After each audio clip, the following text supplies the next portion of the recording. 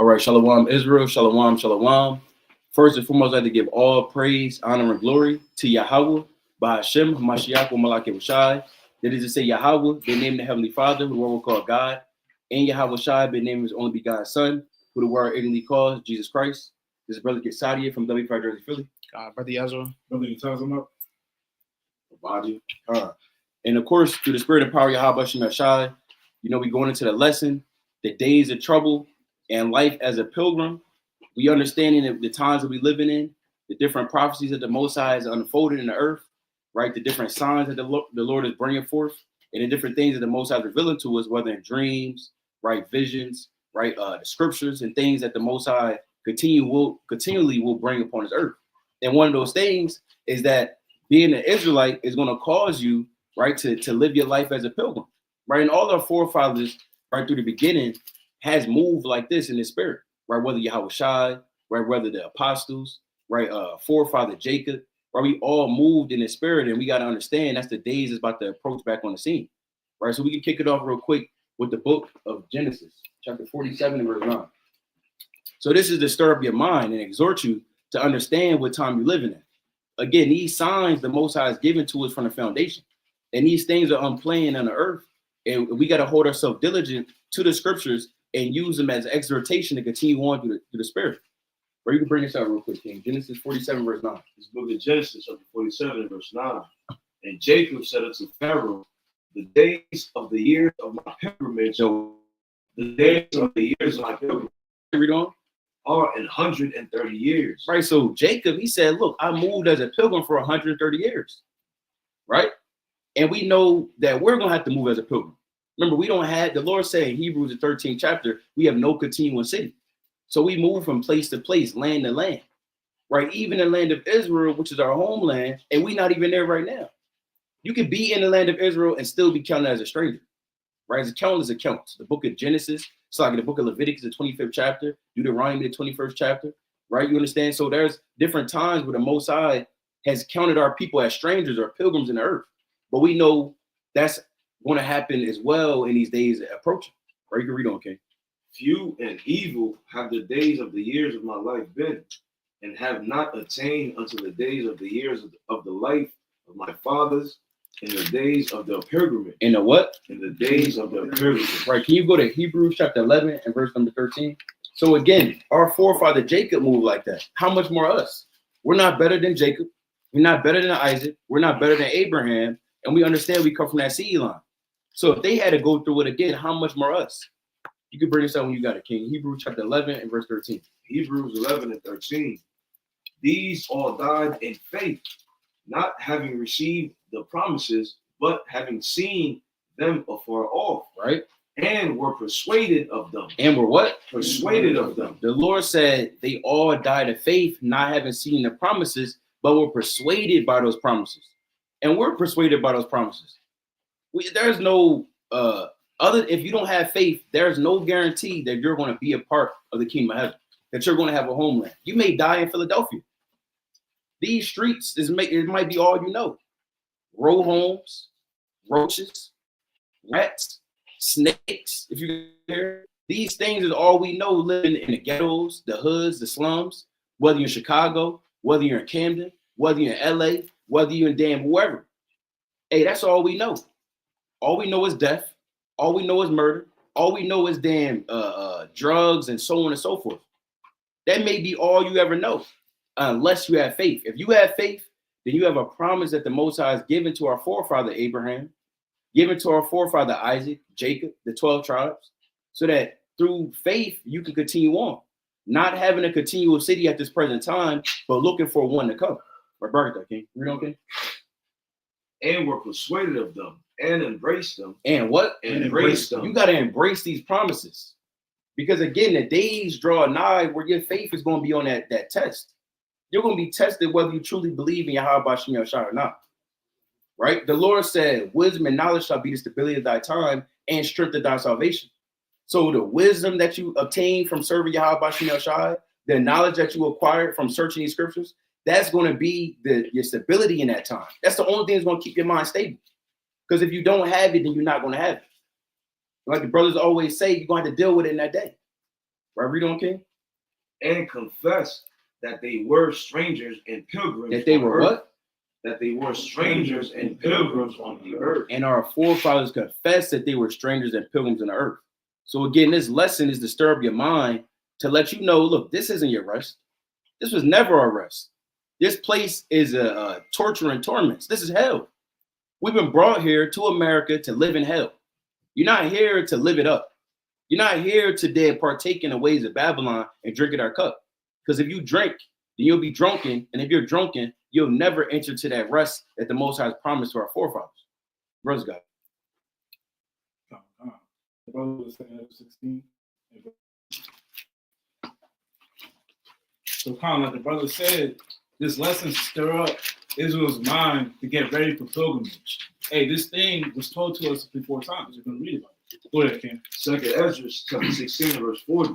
O my people, hear my words. Make you ready to thy battle, and in those evils be seen as pilgrims upon the earth. Be what? Be seen as even as pilgrims upon the earth. So the Lord, he requires our people to be even as pilgrims upon the earth in the times of evil. Jump down to verse, I would say 16. We're going to find out what those evils are, man. Hey, when we read the Bible, the Lord, he prepares us through warning, through telling us through prophecy what's going to come to pass, man. Go ahead, King. 2nd Ezra 16 and verse 16. Like as an arrow which is shot of a mighty archer returneth not backward, even so the plagues that shall be sent upon the earth shall not return again. So again, we have to remember in these times to come, in the times of our deliverance, in the times of the destruction of this kingdom, there's going to be plagues, man. And Israel, they're going to have to go through these same plagues, man. We're going to have to be those that partake in those things so we can receive the kingdom. Keep going, King. Verse 17, woe is me, woe is me. Who will deliver me in those days? And keep in mind, this is Ezra saying this, man. The elect of the Most High, Yahweh Bashim Yahushua, man. Saying who's going to deliver me in those days, man. He's going to be going through it, man. The same as all of us that continue in the word and the doctrine of Yahweh Bashim Yahushua. Keep reading, King. The beginning of sorrows and great mournings, the beginning of famine and great death, the beginning of wars, and the powers shall stand in fear. The beginning of evils. The what? The beginning of evils. Come to the earth. The beginning of evil. The beginning of evils. And we got to continuously go over this. Why? Because of Lord, man. And that day you can't say, I'm man, can't get offended. Oh man, I didn't know this was gonna happen. This is too much for me. I don't know. I don't know. Hey, the Lord, he warns you countless of times in the scripture that this is gonna come to pass. Keep reading, King. What shall I do when these evils shall come? What did Ezra just say? What shall I do when these evils shall come? He said, what shall I do when these evils shall come? Man? That's a question that we ask all the people that are listening to this. What are you going to do when those evils come, man? How are you going to operate in the earth? Are you going to turn back to Esau? Are you going to turn back to Satan, to the world? Or are you going to continue in the faith and the love of Yahweh Shem Yahushua, man? And this is a real question we got to ask people, man. And got to continue to remind ourselves of. Why? Because we understand how our people used to move back in the day. And we all know the same spirits are back on the earth. Go to Numbers 11 and verse number 4. We're going to read about these spirits, man. We got to read how not to operate in these days, man. When we get delivered out of this captivity, we have to understand it's going to be hard and tribulation times to come. You're going to have to be a pilgrim. You have no place to rest your head. Go ahead. Numbers 11 and verse 4.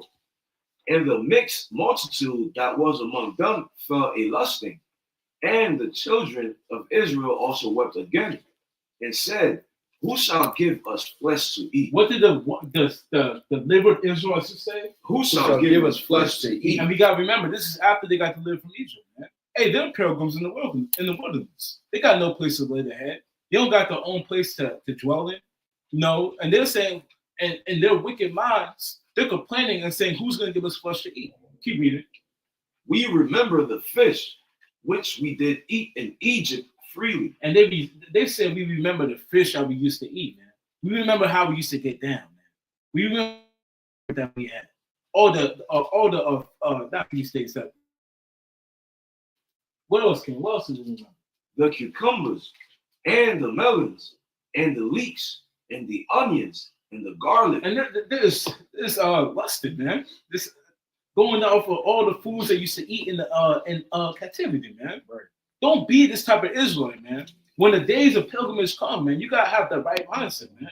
You gotta be thinking about getting to the kingdom. You gotta be thinking about enduring, about pushing forward to receive the kingdom, man. Not thinking about all the things you used to do back in the day, man. All the times you used to live in comfort. I remember that time on that one Saturday, we got drunk on that Saturday night, and we was all having fun, and my stomach was full, and I wish I can go back, man. Don't be that type of Israelite. You have to understand how to move in the days of pilgrimage and how the mindset and the spirit that you have to be in those days, man. Don't be this type of Israelite.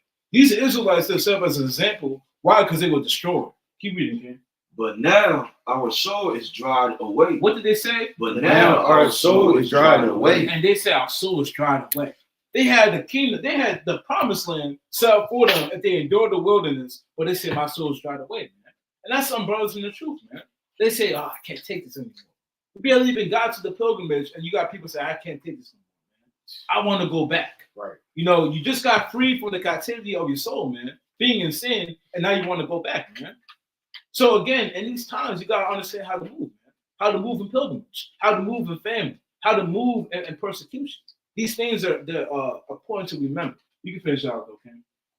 There is nothing at all beside this manna before our eyes. So they were just complaining, man, after the Lord delivered them. So we have to remember in the times of pilgrimage, we have to set our soul upon the kingdom and understanding in those times, that's how we have to be moving righteously and in faith for the Lord, the brothers bring out, man. Not as the wicked Israelite saying, I want to go back, man. I just want this to stop. Don't be that type of Israelite. You got it, King. Yeah, can we go to Second Ezra? We can go back to 16 and verse 74. Right, and the key thing that brothers was talking about is faith. Right, brother read Hebrews the 11th chapter, and you read that whole chapter. It's about faith. It's about hope and how our forefathers, how they were delivered and how they were, saved, and they received salvation through what? Through their faith, through their hope in the Most High. And that's the main thing. That's the key thing that we have to be moving in when these times come, because that's the only thing that's going to sustain us is our faith in the Most High. Right? Give me you read 74, King. Second Ezra chapter 16 verse 74. You can start up one verse. Second Ezra 16 and 73. Mm-hmm. Then shall they be known who are my chosen, and they shall be tried as the gold in the fire. Right, because if you know about gold doesn't come up in its pure state. Right. You have to purge it, you have to put it through fire and to take out the impurities. Right. There's other metals in it, there's dirt, there's mud. It has to be tried in the fire. You have to put it through the fire. And that's what the Most High, when he talks about trying us, it's the same thing. We have to go through things to be gold, to receive the things that he promised us. Right, read on. Hear, O ye my beloved, saith the Lord. Behold, the days of trouble are at hand. What did that say? Behold, the days of trouble are at hand. Right, so this is where faith comes in. The Most High already told us that the days of trouble are coming. So it shouldn't surprise us when these things, like we was talking about, pilgrimage, famine, insurrection, martial law. It shouldn't surprise us when these things come, because the Most High already told us it was coming. Read on. But I will deliver you from the same. What did that say? But I will deliver you from the same. Just as we believe that these things, we gotta believe the Most High is going to deliver us from these things. Right? The Most High gave us the playbook. This is a whole big script. So when these things come, we got to know. Give me Jeremiah 29 verse 11. We have to expect these. We have to expect the Most High to deliver us from these things, because he already promised us that. Just like he promised us that days of trouble are coming, we have to believe that he's going to deliver us out of the same trouble, because he already told us it was coming. Right, read what you got, Ken. Jeremiah chapter 29 and verse 11. Right. For I know the thoughts that I think towards you, saith the Lord. Thoughts of peace. What did that say? Thoughts of peace. Right, the things that are coming on the earth, they're not for the people that serve the Most High. Right, you read, we're going to get Psalms 91. It says these things, the things that are coming on the earth, all the trouble and the tribulation, this is for the wicked. Right, read on. Thoughts of peace and not of evil. Right, that's what the Most High wants for his service, is peace. Right, read on. To give you an expected end. What did that say? To give you an expected end. Right, that means expect means you know for certain this thing is coming. You know for certain that, and that's the faith that we have to have when these things come, is that the Most High, we should expect to be delivered from these things. We should expect that the Most High he's going to have salvation waiting for us. Right? Give me I went Sirach 2. Go to verse 6. And that's what brothers are talking about is the faith. That's the key thing that we got to be moving in when the time of pilgrimage comes and the time of trouble comes, the time of tribulation. We have to be moving in faith because we have to know that the Most High, he has deliverance for us. Right, read what you got, King? Sirach chapter 2 and verse 6. Believe in him and he will help thee. You see that? It says believe. That's the key thing that the Most High, when you read about Abraham, it said his what? His faith was counted as righteousness to him. So that's what the Most High, he's looking for. He's looking for those that believe, that actually believe, that's not fronting, that's not doing for the eyes, man, that actually do it through their faith, that serving him through their faith. So the Most High, he's big on faith. He's big on belief. He's big on hope. Right, read on. Order thy way aright and trust in him. Read on. Ye that fear the Lord, wait for his mercy. It said what? Ye that fear the Lord, wait for his mercy. Right, and you read up, it says, make not haste in the time of trouble. Like a lot of people that don't believe in the Most High, when trouble comes, they're going to make haste. Say if you lose money, you're down in your luck. A lot of people, they just going to go and what? Do things that are contrary to the Most High. They might sell drugs. Or if we're in trouble in this pilgrimage and the only thing to eat there, you see a pig, they're going to make haste because they don't actually believe that the Most High, he can sustain them. You read about, what's the prophet? Elijah. Right? How long was he out in the wilderness? Did it say? Was it maybe 30 days? 40 days? Yeah. But the Most High, he had an angel bring down a cake and he sustained him for, I forget how long it said. 40, it's sustained him for 40 days. But a carnal man, he's not going to believe that. A man without faith, he's not going to believe that the Most High can do it. So he's going to eat the first thing he sees. That's what it means when it says, read that one more time. It says, we got to wait on the mercy of the Most High. Read that again. Verse 7. Second Ezra, Sirach 2 and 7. Ye that fear the Lord, wait for his mercy, and go not aside lest ye fall. Right. Ye that fear the Lord, believe him, and your reward shall not fail. Come on. Ye that fear the Lord, hope for good and for everlasting joy and mercy. Right. This whole chapter is talking about belief in the Most High, fear in the Most. Because if you believe in the Most High, you're going to fear the Most High. Because you know the Most High, your life is in the hand of the Most High. So the Most High can give you good, he can give you evil, he can do whatever he wants. But that's why we have to believe that the Most High, he's going to be the one to sustain us in these times of trouble. Right, go on. Look at the generations of old and see, did ever any trust in the Lord and was confounded? Right. You read all the accounts of our forefathers, Daniel and the lions there, or the three holy children. What was their Hebrew names? I know Shadrach, Meshach, and Abednego, but Azariah and Mishael. Right? They believed in the Most High. They got delivered out of the fire. All of our forefathers believed. When did the Most High ever fail any one of our forefathers that actually put their faith in? You can't find one. Read on. Or did any abide in his fear and was forsaken? Go on. Or whom did he ever despise that called upon his name, that called upon him? For the Lord is full of compassion and mercy, long suffering, and very pitiful, and forgiveth sins and saveth in time of affliction. You see that? He saveth in time of affliction. Go on. Woe be to the fearful heart. What did that say? Woe be to the fearful heart. And if you have a fearful heart in that time, not saying you might not get scared, or you don't think that Danny was scared when he was about to get thrown. We just reading it. He actually had to go through that. So of course he had some kind of fear. We human, we in his flesh. You don't think the three holy children, when they was about to get thrown into the furnace, they wasn't shook a little bit? Or even Yahushua. Yahushua didn't want to go through what he went through. Yahushua was crying tears or sweating blood. But what we can't let that overcome our faith in the Most High. We don't care. Woe be to the fearful hearts and faint hands, and the sinner that goeth two ways. Woe unto him that is faint-hearted, for he believeth not. For what? For he believeth not. And what? Therefore shall he not be defended. See, that's so the Most High, he's not going to take care of you if you don't actually believe. And then come, tribulation comes. Even in Proverbs it says, if you faint in the day of adversity, what? Your strength is small. So when these times of adversity come, you can't faint. Now you faint. You talked all this big game around brothers when it and sisters when everything was good, but now trouble come, and now the first thing you see is a groundhog, and now you're cooking the groundhog on the campfire. No, you have to believe in the Most High that He's the one that's going to give you food. He's the one that's going to give you drink. Read on. Verse 14. Mm-hmm. Woe unto you that have lost patience. What did that say? Woe unto you that have lost patience. Right, and the Most High, He's going to test your patience in this thing. He's going to allow things to happen to where He's going to test your faith. That's what being put through the furnace is the Most High testing your faith. We don't. And what will ye do when the Lord shall visit you? Go on. They that fear the Lord will not disobey his word, and they that love him will keep his ways. Mm-hmm. They that fear the Lord will seek that which is well, pleasing unto him, and they that love him shall be filled with the Lord. Right.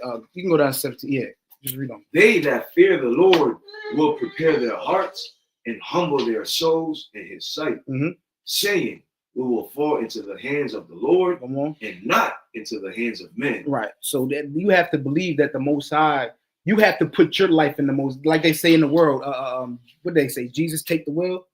That you have to allow the Most High to take the wheel. That you got to know that the Most High is in control. There's a saying in the world, desperate times call for desperate measures. That's why people, when these things come, they're going to be acting like damn animals. You're going to see people cannibalism and all these different things, but you have to believe that in desperate time. But we don't act like that. Why? Because we believe that He's the one that's given us what we need. So that's the key thing when these times come, famine, what we were just talking about, pilgrimage. That's the key thing is how we move. We have to move in faith, believing that the Most High, all this thing is a big movie, right? And the Most High, He's going to save His elect. He's going to save those that are actually serving Him. But our brother's got. All praise to the Most High. Hey, King, you go to the book, Revelation chapter 3 and verse 10. And we got to remember, too, and we'll get it, these things, again, they happen to Yahweh Shai. The Lord said the servant is not greater than his master, roughly paraphrasing. So we understand if our Lord went through it, we got to go through it. And this is one of the qualifying or final tests that you have. It's a prerequisite. That's the actual word I wanted. This is a prerequisite to make it into the kingdom of heaven. It's to go through this tribulation, to be a pilgrim, to face imprisonment, to face martyrdom, to face the famine, and still stand 10 toes down for the Lord. Not just 10 toes down at camp, holding posts, brother holding posts toward the west, another brother holding posts toward the east. No, the Lord said you gotta be bold for my name, whether by life or by death. You have to magnify the Most High. That's in the book of Philippians chapter 1 and verse 20. Or you bring it up, okay? Revelation chapter 3 and verse 10, right? Because thou hast kept the word of my patience, I will also keep thee from the hour of temptation. From the what? The hour of temptation. The hour of temptation, right? You being tempted. It's going to be a lot of thoughts in that wilderness. You're going to be out there on the go. You might be going 6 days without food, 7 days without food, 10 days, 20 days. You understand? You read the book of Judas. I believe there were 39 days without food in that famine. And they was thinking about giving up. Then Judas had to exhort them. Let's get that. Judas had to exhort them to continue on because all the brethren in their hearts and their lives are on us as well.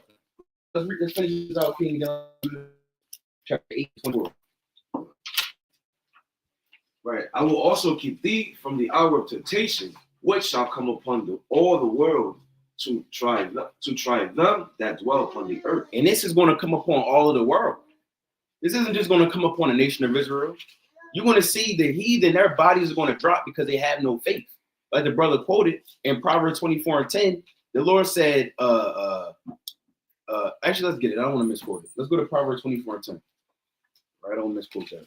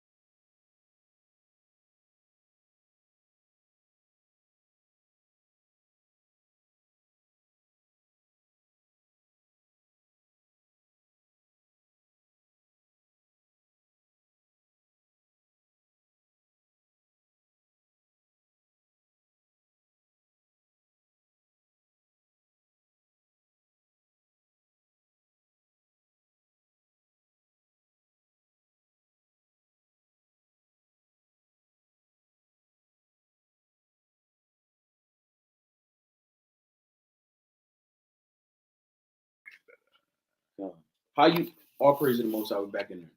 But how you move in those days, it's going to determine how your household is going to fare in that day, right? You start giving up as a brother in this truth, right?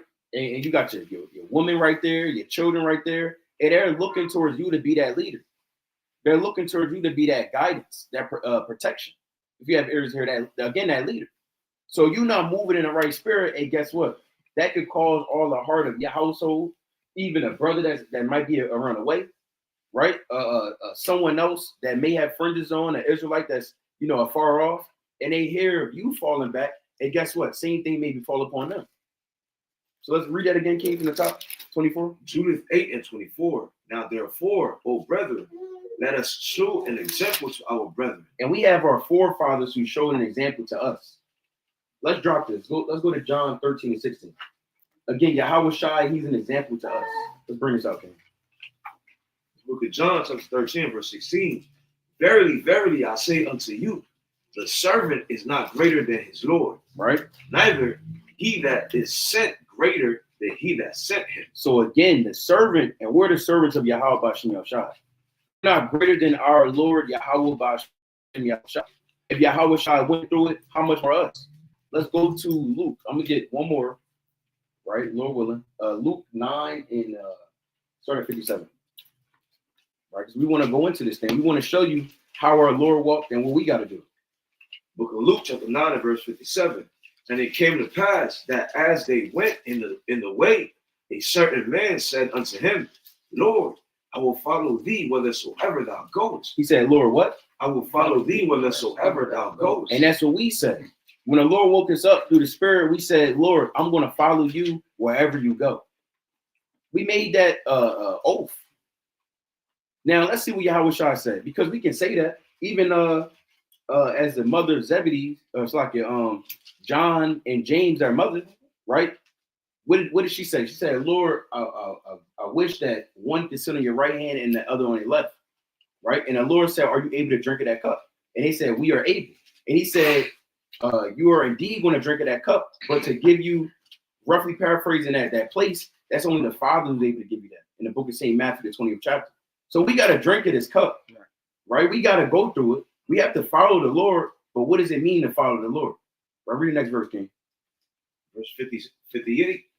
And Yahweh Shai said unto him, foxes have holes, and birds of the air have nests, but the Son of Man has not where to lay his head. But the what? The Son of Man has not where to lay his head. What is that the equivalent of? If you don't have a place to live. Pilgrim. Yahweh Shai was a pilgrim.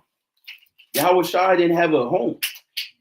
Yahweh Shai traveled wherever the Lord sent him. He was there.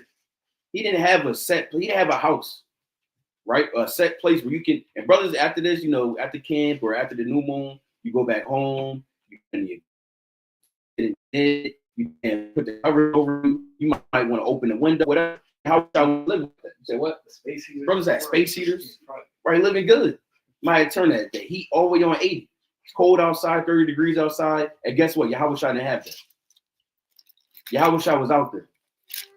Our Lord, the creator of the world, was out there. He said, foxes have holes and birds of the air have nests, but the Son of Man had nowhere to lay his head. So we say we want to follow the Lord, but do you really want to follow the Lord? This is the bitterness of this truth. And knowing, first, find out about the truth, it's sweet. Kwam Yasharala, Yahweh Shim Yahshai Barakatah, right? We're going to rule over the heathen, X, Y, and Z. We got the kingdom. But it's the bitterness. Is that it's going to be a time where you might not have no food.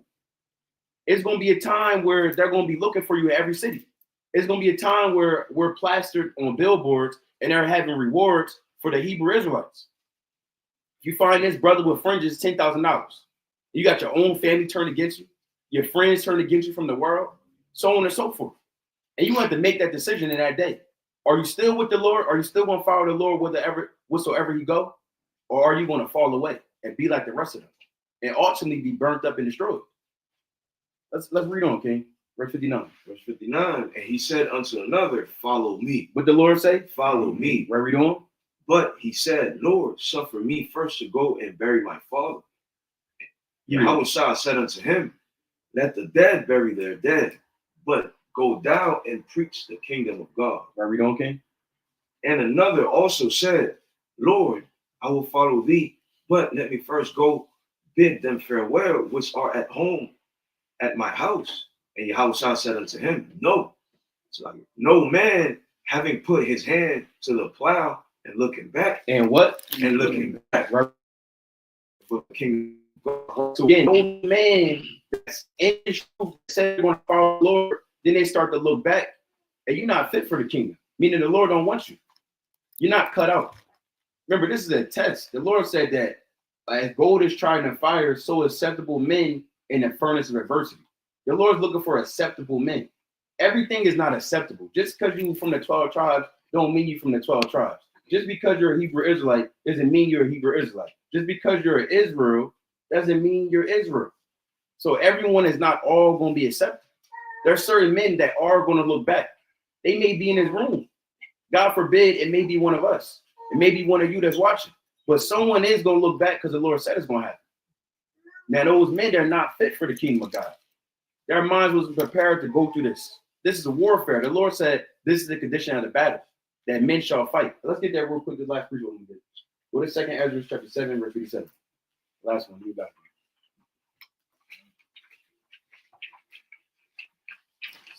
it. Second Ezra chapter 7, verse 57. Then answered he me and said, This is the condition of the battle, which man that is born upon the earth shall fight. Where are we going? That if he be overcome, he shall suffer as thou hast said. Right. So if you're overcome, meaning what? You let these spirits overthrow you. You couldn't endure in this race. Maybe you out there in Jacob's trouble and it's too cold out there for you. It might just be too cold for certain brothers. Certain brothers might need that the latest and greatest technology to keep their hands warm, to keep their body warm. Right? We know certain brothers move like that. But hey, at the end of the day, in that time, you're not gonna have that, brother. You're not gonna have that. So you're not gonna be able to be warm and snuggled up. You're not gonna be able to have your snuggie in the damn Jacob's trouble. You out there trying to bring your blanket. That's not happening. Going back for the blanket. Read on, King. If he get the victory, he shall receive the thing that I say. The Lord said, but if he get the victory, he shall receive the thing that he say. Meaning what? The promises, the kingdom, a spiritual body, immortality, everlasting life, peace, free of pain. I know everyone in this room wants to be free of pain. You might be damn dealing with pain from work, back pain, knee pain, whatever. And the Most High gonna take all of that away, but you gotta endure it. You gotta keep. You look at Hebrews chapter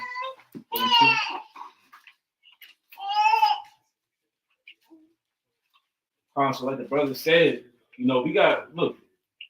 we have multiple accounts of men in the scripture, prophets, that did the same things that we will have to go through, and they endured to the end. Man. The brother brought that account with Yahushua. The brother, and we're gonna get that too. The brother, he roughly quoted Elijah in 1 Kings 19th chapter.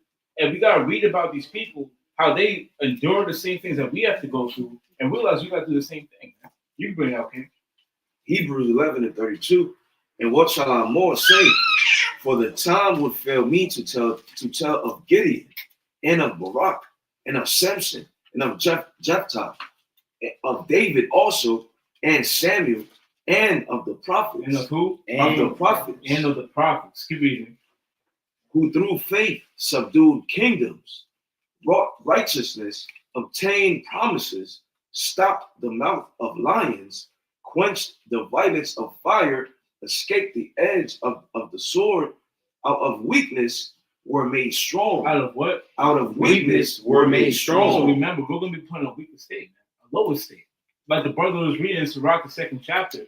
In that 2nd chapter, it goes into being into a lower state, being humble, being patient, and waiting on the Lord. And that fiery trial that put you at a lower state. Keep reading. Waxed valiant in fight, turned to flight the armies of the aliens. Women received their dead, raised to life again, and others were tortured, not accepting deliverance, that they might obtain a better resurrection. Read. And others had trials of cruel mockings and scourging, yea, moreover, of bonds and imprisonment. They were stoned, they were sawn asunder, were tempted, were slain with the sword, were wandered about in sheepskins and goatskins. They did what? They wandered about in sheepskins and goatskins. And what's being that? What's doing that?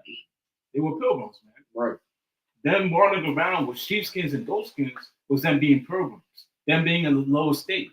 Them not dwelling at the normal spot. It's going to say that in the next part of the verse. Keep reading. Being destitute, afflicted, tormented, of whom the world was not worthy. They wandered in deserts. What did they do? They wandered in deserts. We might have to do that, man. You might have a brother in the desert, man. Yeah, I mean, it might happen, man. You know, there's no deserts around here, but a brother might end up in the desert in Jacob's trouble. Keep reading. And in mountains. And in what? In mountains. And another brother might be in the damn mountain, man. Read. And in dens and caves of the earth. And the other brothers, they might be in the den or a cave of the earth, man. It's in a dark cave, man. You know, it's cold. Like the brother said, you're thinking about your damn snuggie. Hey, these things, they might happen, man. They're going to happen. Let's keep reading. And these all, having obtained a good report through faith. What did they have? Obtained a good report through faith. All these men, all the prophets, all the men that were listed, they obtained a good report through their faith, man. Right. These men didn't give up the ghost, man. These men didn't say, I gotta go back to the world, man. I gotta go back and get my damn snuggie. I can't handle this. These men, they obtained a good report through their faith. Why? Because they endured unto the end. Let's keep reading. Received not the promise. And they didn't even receive the promise, man. Receive the promise of gaining the kingdom of heaven. Us going through this trial, us going through pilgrimage, us going through famine, us being on a run, after that, we understand that we will receive the kingdom if we endure, man. Hey, these men, they didn't have the kingdom to receive after they died, man. Hey, they understood that they had to go through that regardless, though. Why is that? Let's keep reading. The Most High having provided some better thing for us. And the Lord said he provided some better thing for us. That better thing is having the kingdom right after our tribulation, man. That's a better thing. We understand that after this tribulation, after what we have to go through, is at the end is the kingdom of heaven, man. These men, they didn't have that. They were years before us, man, generations before us, man. But they still went through it. And the reason is for this. Keep reading, Ken.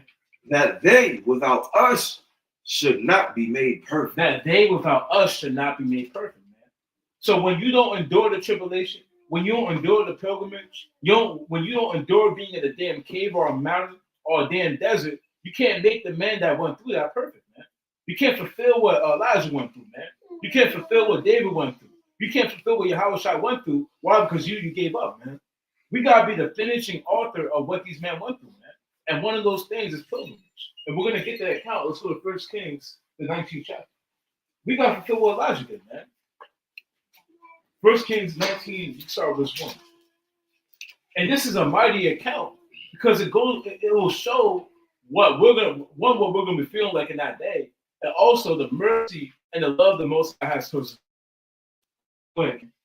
1 Kings chapter 19, verse 1. And Ahab told Jezebel all that Elijah had done, and withal how he had slain all the prophets with the sword. Read. Then Jezebel sent a messenger unto Elijah, saying, So let the gods do to me, and more also, if I make not thy life as the life of one of them by tomorrow about this time. And when he saw that, he arose and went for his life. He did what? He arose and went for his life. What we got to do? He arose and went for his life. And we're gonna be put to flight. You understand? When we understand when the abomination and desolation comes, right, when they come to destroy our temple, which will be our bodies, we gotta be put to flight, man. We gotta go for our lives. Why? Because Yahushua instructed us to do so. Let's keep reading. And came to Beersheba, which belongeth to Judah, and left his servant there. But he himself went a day's journey into the wilderness. Into the what? Into the wilderness. And we're going to do that, man. We're going to have to go into the wilderness. These things are going to come to pass. Why? Because we're fulfilling what the prophets had to go through as well. To make it, like we read in Hebrews 11 chapter, make them perfect, man. Fulfill their lot through us, man. And through the Spirit, you understand that's just us. If we're of that number, of the elect, that's us fulfilling the lot that we did back in the day, man. Let's keep reading, Ken. And came and sat down under the juniper tree, and he requested for himself that he might die. What did he do? Requested for himself that he might And die. that's a mighty man of the Lord. The greatest prophet, they say. 100%, man, Elijah. He said that, read one more time, King, he requested. And came and sat down under a juniper tree, and he requested for himself that he might die. He requested for himself to die, man. And that's the flesh, man. Brothers might go through that. You might be feeling low at a certain time. You say, man, this is a lot. It's dead. But this is what the Lord thinks about his elect.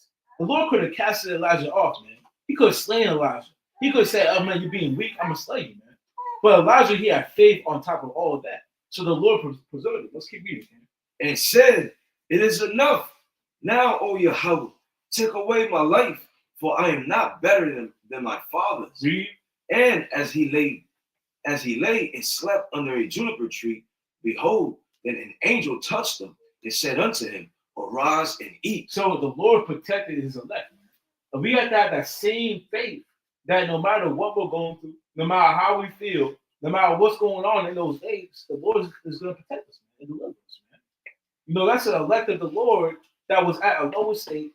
You know, he was requesting to die, and the Lord still preserved him, man. That's why we read these accounts, and we have to have hope in them. Like it says in Romans, the 15th chapter, man. We have to have hope on all, it's for our learning and our hope, man. Let's keep reading. And he looked, and behold, there was a cake taken on the coals, and a cruse of water at his head. And he did eat and drink, and laid him down again. And these miracles are going to be happening in the time of pilgrimage, man. We can't look at these things and say, it's not going to happen, man. I don't know, man. I don't know. Maybe I might find some food, and I might have to go pillage and do all. No, these accounts, they're going to happen, man. You might be in the wilderness with no food, man. And the Lord might have an angel deliver you, man. You might be somewhere in a damn cave, and the Lord might send another man to you like he did with Daniel with Rebecca.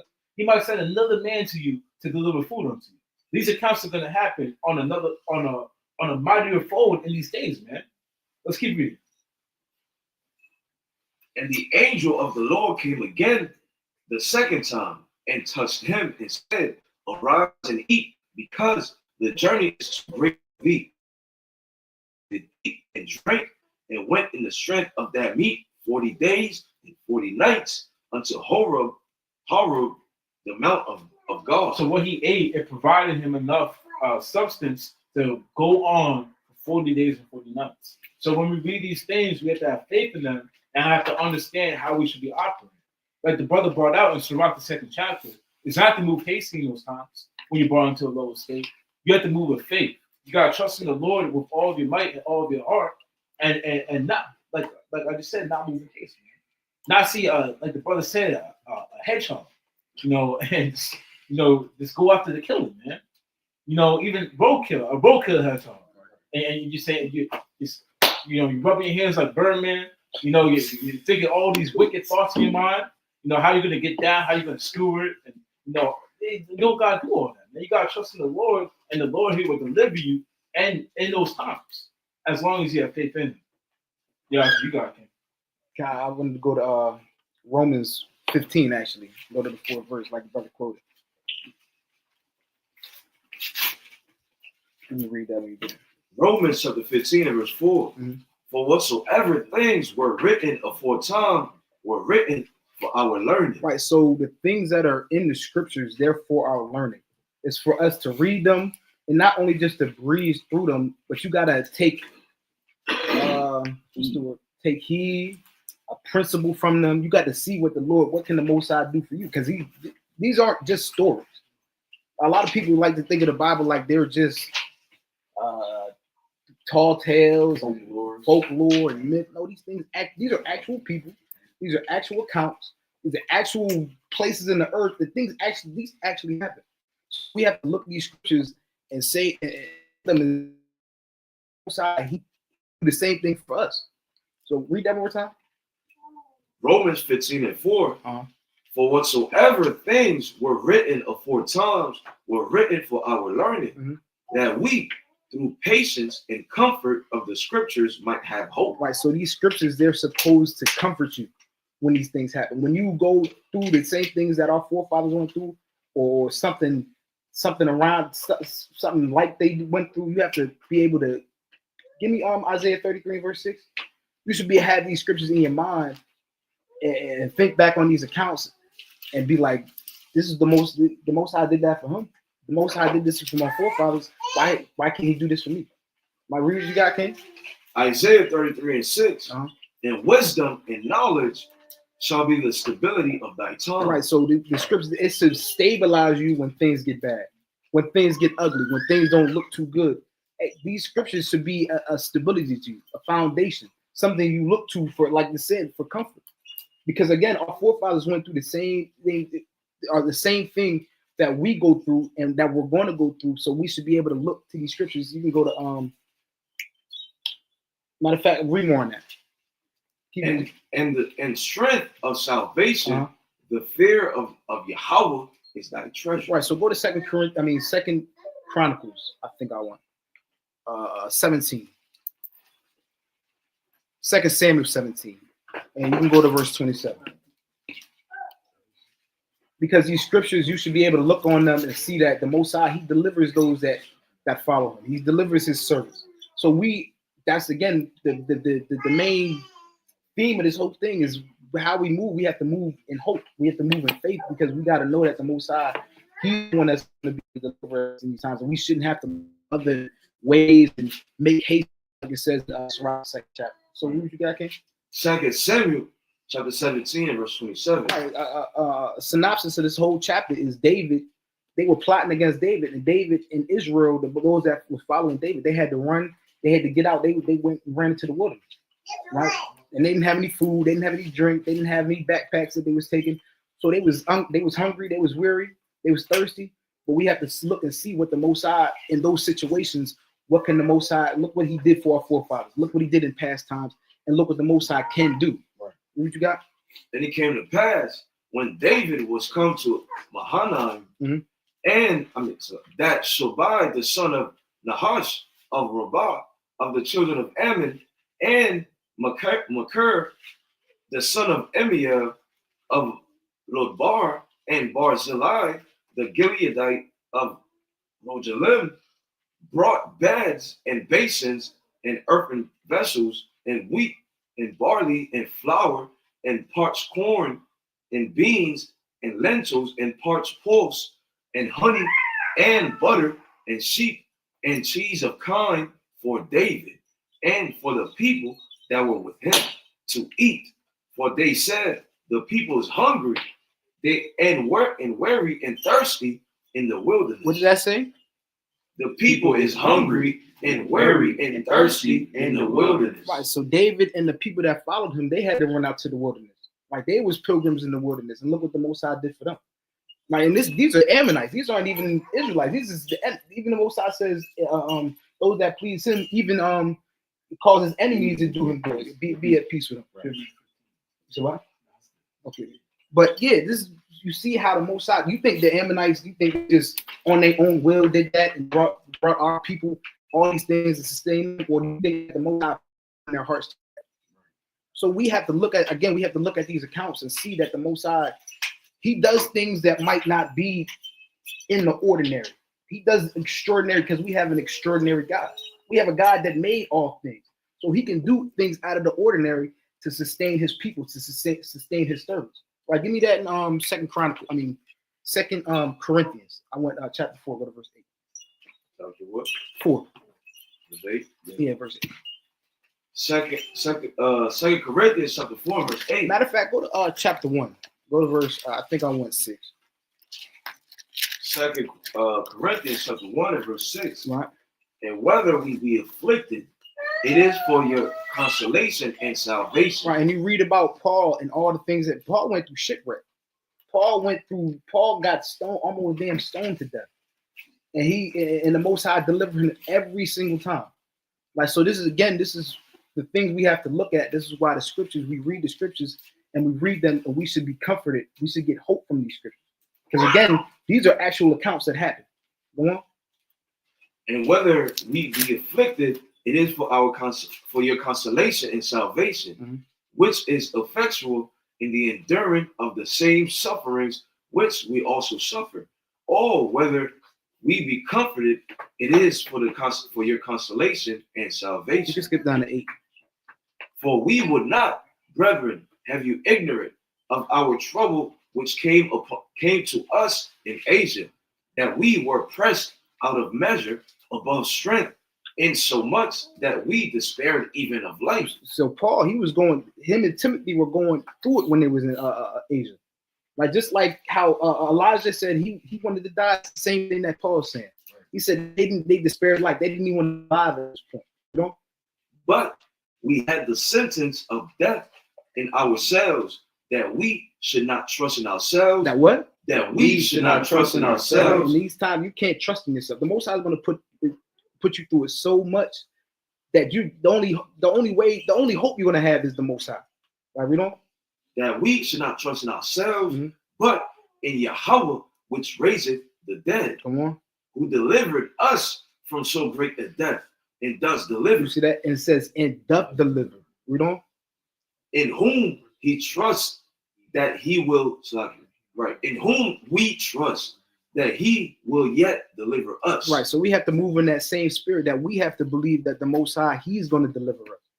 And Paul even said they didn't trust in themselves. You can't trust in flesh. You have to trust in the Most High, that because he's the ultimate deliverer.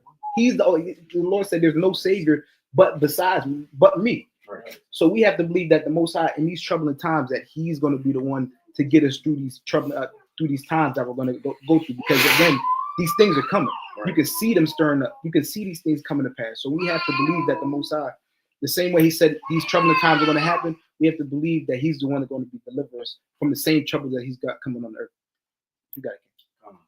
Can you go to 1 Samuel chapter 20, verse number 1? Right. Mighty points that the brothers brought up.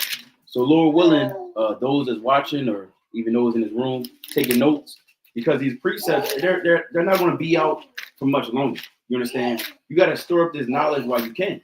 The Lord said that everyone that thirsteth come to the water, buy, even without money, roughly paraphrasing. So you got to get it while you can. We always bring it out. It's an all you can eat. It's an all you can eat. If you go into the buffet, you can eat. You know, certain buffets, you got to go in there, spend a certain price. Whatever you go in, you get whatever on your plate. You can get seconds, thirds, fourths, whatever. You shouldn't do that. I wouldn't advise to just go crazy, but you can do that with these scriptures. You can stock up on his wisdom right now, because very soon we know it's coming. The time that's going to be on the earth is that the Lord said there's going to be a famine of the word. There's going to be darkness in the land. Man is going to be driven to darkness. The earth is going to be out of course, roughly paraphrasing. The Lord's going to put this, he's going to start to remove this veil as he's doing now, but it's still going to be darkness before his light. Right, bring us out, King, in 1 Samuel 20 and 1. 1 Samuel chapter 20, verse 1. Right? And David fled from the Nayoth in Ramah, and came and said before Jonathan, what have I done? What is my iniquity? And what is my sin before thy father, that he seeketh my life? That what? That he seeketh my life. So the same account of David going through fleeing to the wilderness because his life was being sought after, that's the same thing we're going to have to deal with. That's the same thing that Elijah dealt with. Remember, Jezebel was killing the prophets. He had Obadiah in the book of 1 Kings, the 18th chapter. He was hiding the prophets in the caves by 50. So you might have certain brothers that set up in that time, right, to be able to escort and really be a support for certain brothers, right? Keep them, protected, right? A similar account happened in second Maccabees, the 6th chapter, 11th verse, where our forefathers had to go into hiding to keep the Sabbath day secretly, because they were killing anyone that was keeping the Sabbath. That's what they do. We'll go into another account in 2 Maccabees, the 5th chapter, where a similar account happened. Let's read on, King. And he said unto him, God forbid, thou shalt not die. Behold, my father will do nothing, either great or small. He will shew it to me. And why should my father hide this thing from me? It is not so. And David sware moreover and said, thy father certainly knoweth that I have found grace in thine eyes. Right. And he said, let not Jonathan know this, lest he be grieved, but truly as the Lord liveth, and as thy soul liveth, there is but a step between me and death. There is but what? But a step between me and death. And in those times, that's the mindset you're going to have. There's going to be but one step between life and death. One step. The Lord said in the book of 2nd Ezra, the 7th chapter, there's going to be fire on the right and water on the left. That only, roughly paraphrasing, that one can go at a time into that narrow gate. So we got to understand that it's not going to be easy to go through this thing. Again, but this is the condition of the battle. Right. So the Lord, when you read this account, David, let's actually read on real quick, a little bit more. Read verse 4, King. Verse 4. Then said Jonathan unto David, whatsoever thy soul desireth, I will even do it for thee. Right. And David said unto Jonathan, behold, tomorrow is the new moon, and I should not fail to sit with the king at meat. But let me go, that I may hide myself. That I may what? Hide myself Right, we doing? in the field unto the third day And and even. And this is spiritual. David was in the field for 3 days. That's a complete, no, that's a literal 3 days. But for us, it may be a spiritual 3 days. You may be out there for 30 days. You may be out there for 3 months. You may be out there for 3 years. The Lord never told us how long Jacob's trouble is going to be. We will hope, as the Lord said, that he's going to shorten those days for the elect's sake, lest none of us make it, roughly paraphrasing. But at the end of the day, you don't know how this thing will be. That's it. Right? So, again, we got to keep that in our mind. Now, although he was in the field, he was out there and he was a hunger, and the Lord still fed David. When you read the book of 1 Samuel, the 21st chapter, he fed David with the showbread, which is brought out on every Sabbath that the priest put in for the Most High. So the Lord still fed David. Right? Let's go to the book of history. It's like Bell and the Dragon, chapter 1, and I believe it's. Hold on, let me see where I want to start. I want to start at 30. Start at 30, please. History of Bell and the Dragon, verse 30. Right, because the brother you had quoted it earlier. Right, but we're gonna bring it up. Sure, it's Yeah. No, history of Bell and the Dragon. Yeah, I don't got that. Well, I have it, but yeah.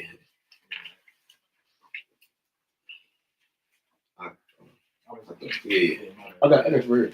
I got it. You Bell and Dragon, what? Bell and Dragon started verse 30. This is the history of the destruction of Bel and the Dragon. Verse 30. Yeah. Chapter 1 and verse 30. Right. Now when the king saw that they pressed him sore, being constrained, he delivered Daniel unto them. Right. We know this account where Daniel was delivered in the lion's den. Right, we don't, King? He cast him into the lion's den where he was 6 days. Right, he was in the lion's den for 6 days. Right, we don't? And in the den there were 7 lions. There were how many? 7 lions. Right, there were 7 lions. 7 lions. Imagine you in the wilderness and you come across 7 damn lions. Or 7 tigers. Or you come across a damn wolf pack and they hungry. They got blood dripping on the side of their mouth. I mean, look, that's the reality. We might joke and play around right now, but that's a real time that's going to be on the earth. Right? Let's read on, King. Come. Who cast him? Well, Dragon 1 and 31. Who cast him into the lion's den where he was 6 days. And in the den there were 7 lions, and they had given them every day 2 carcasses and 2 sheep. Right, so they had 2 bodies and 2 sheep every day. Right, this was these lions were eating. Read on, King.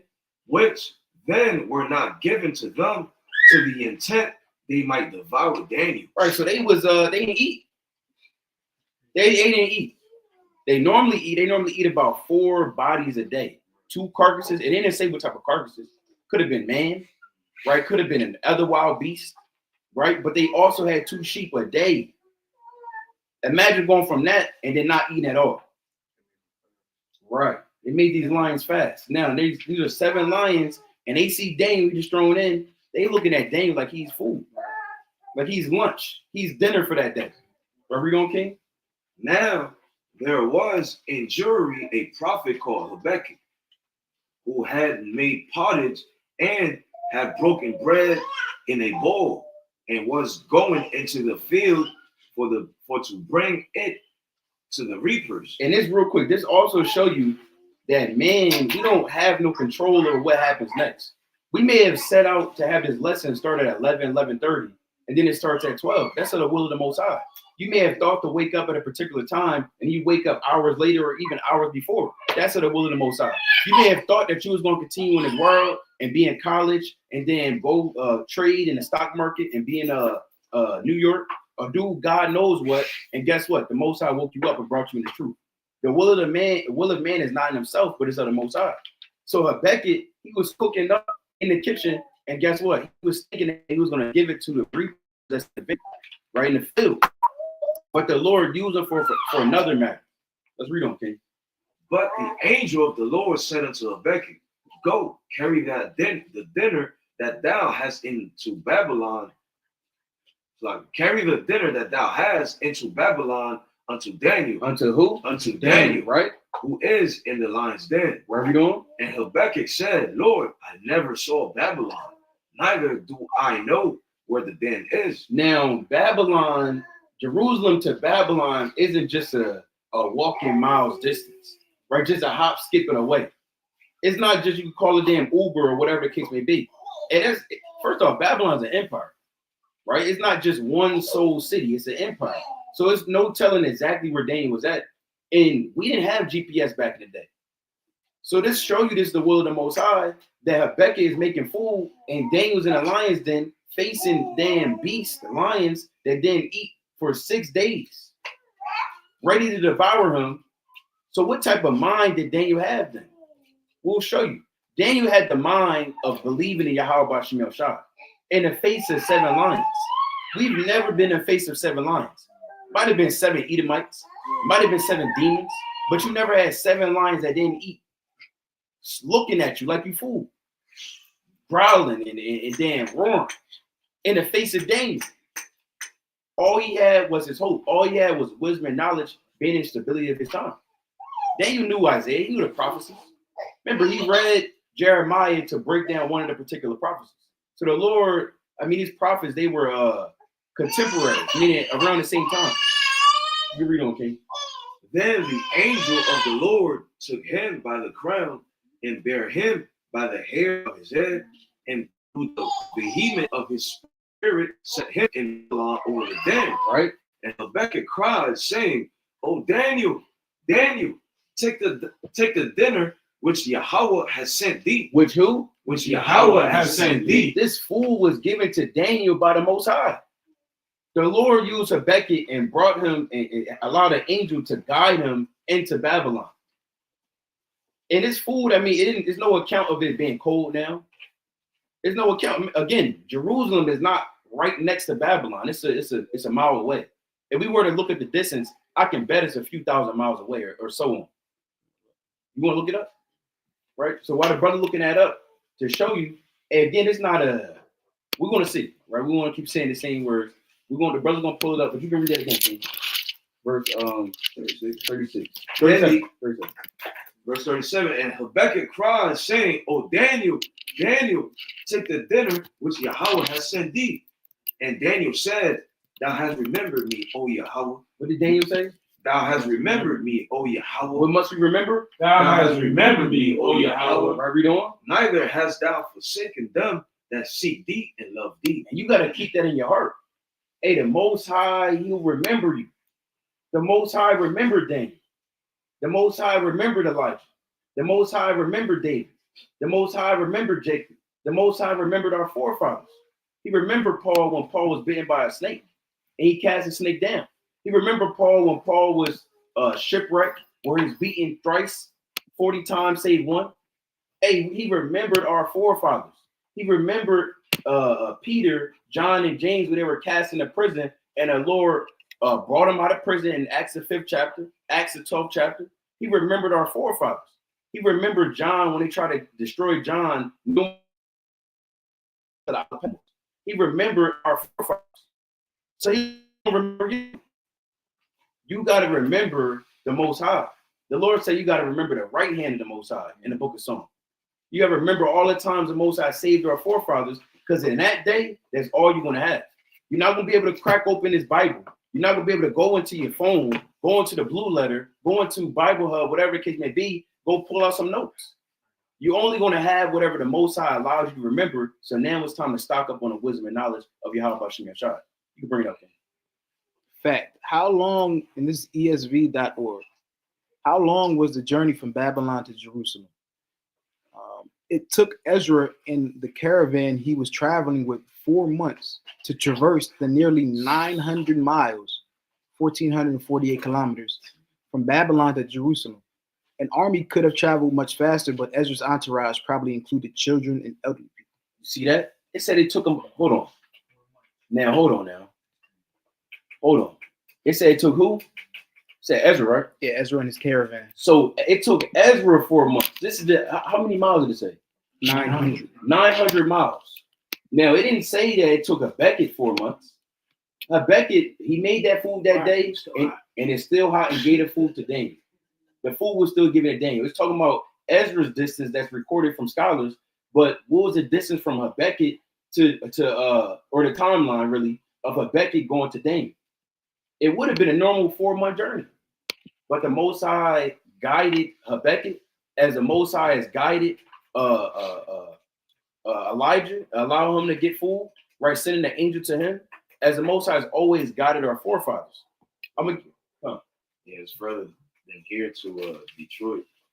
Detroit is 582 miles. And that's what, 8 hours? The miles, Yeah, distance. That's a great account. Even by flight, it's probably Flight's like an hour or two. See that? Got the right way. Food's still hot. Let's get let's get a quick precept. Let's go to hold on, I'm gonna pass it. Let's go to Isaiah. Let's go to Isaiah chapter 65 and verse 11.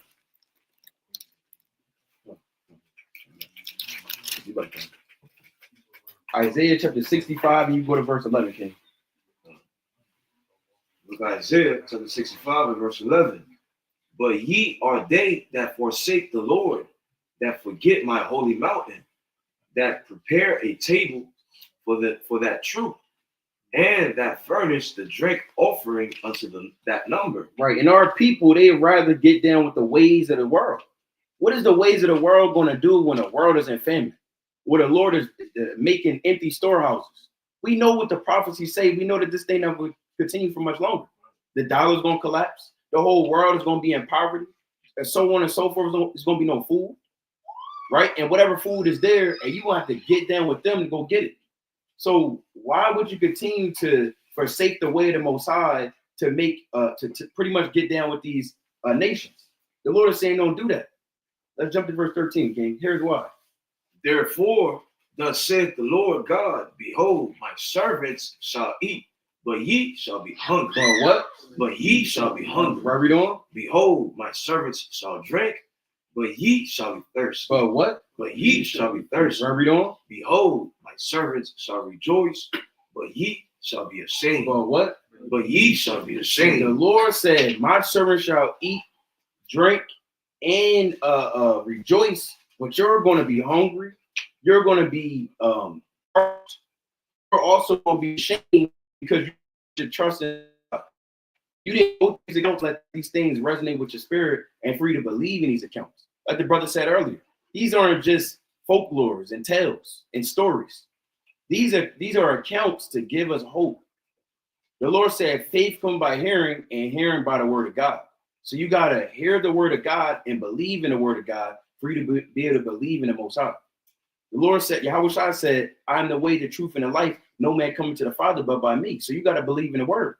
You have to believe in these words, right? So I had another account, but we want to start to wind down, right? I'll get my. Well, you go ahead, Kenny. Yeah. Can you go to Sirach, chapter 51? Sorry, 6. Look at Sirach, chapter 51, verse 6. So again, mighty points that brothers brought out, and we gotta always keep in mind how we have to operate in these times to come. Man. And the reason why we nail over the head numerous of times is because of the brother once quoted once here. I believe the brother said that these things are going to happen. Right. That People are going to fall away, man.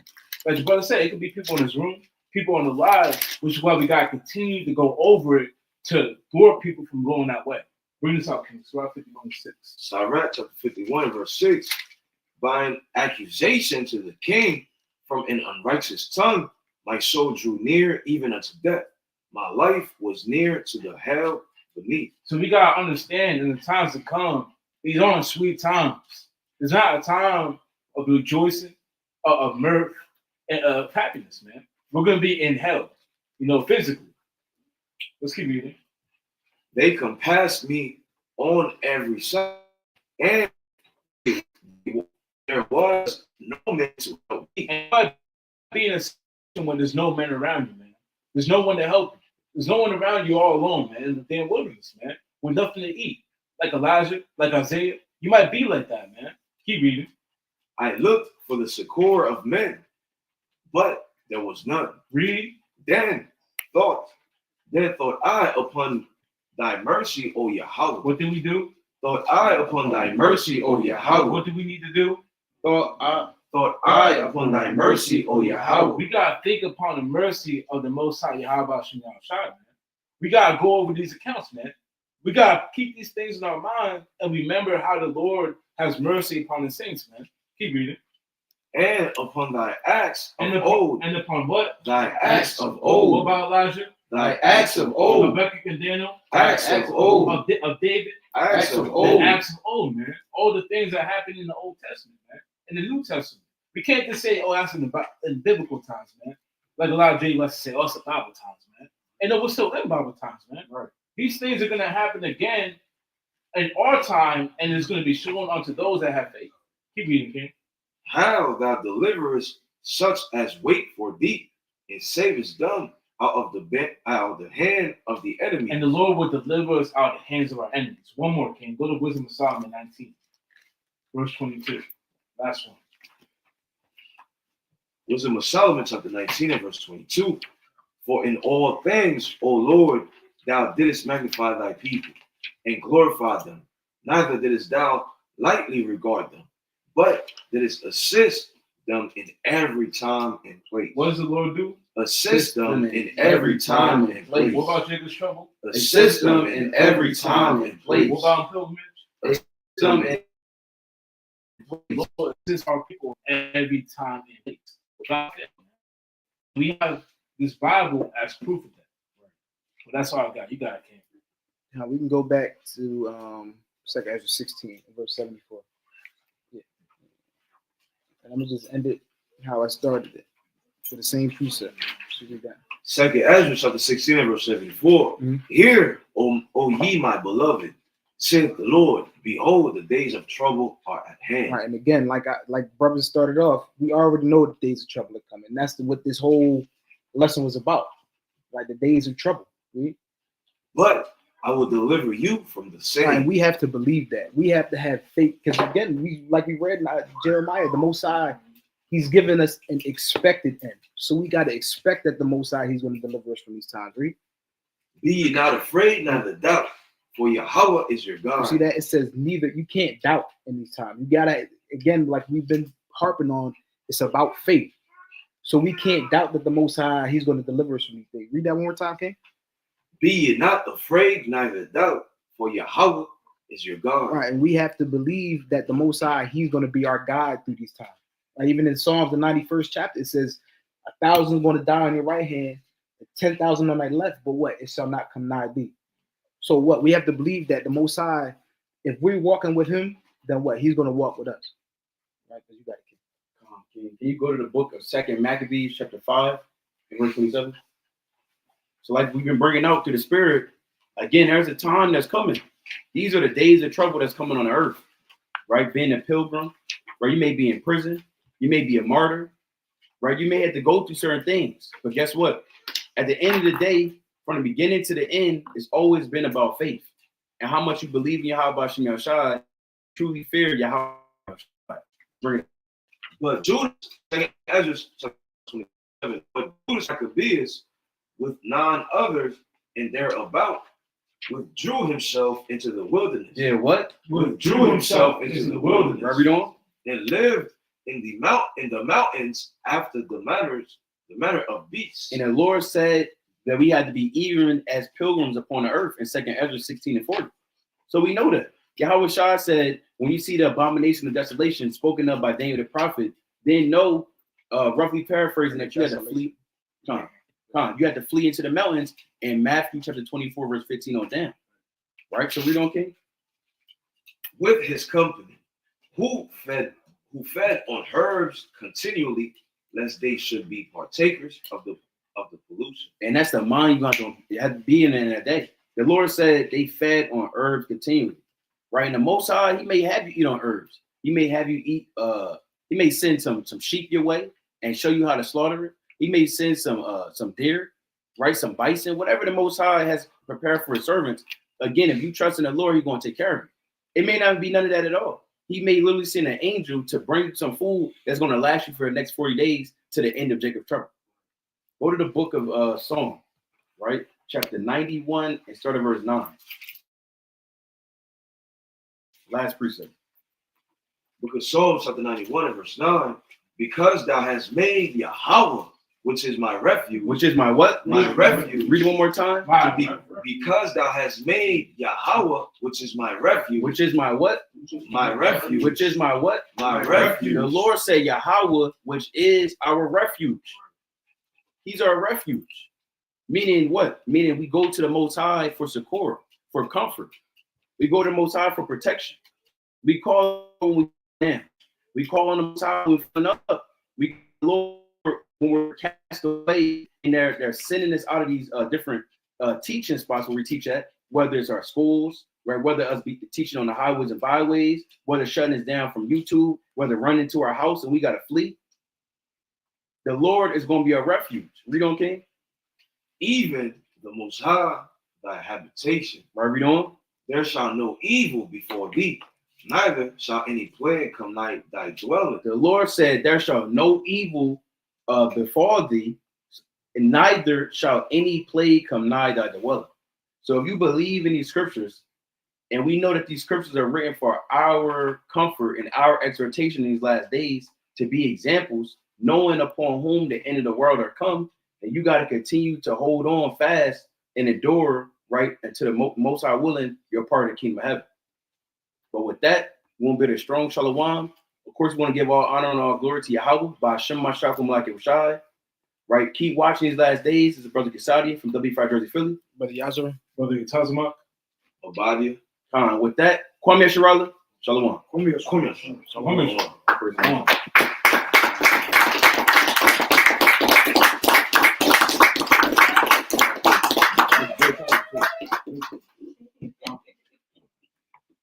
Dude.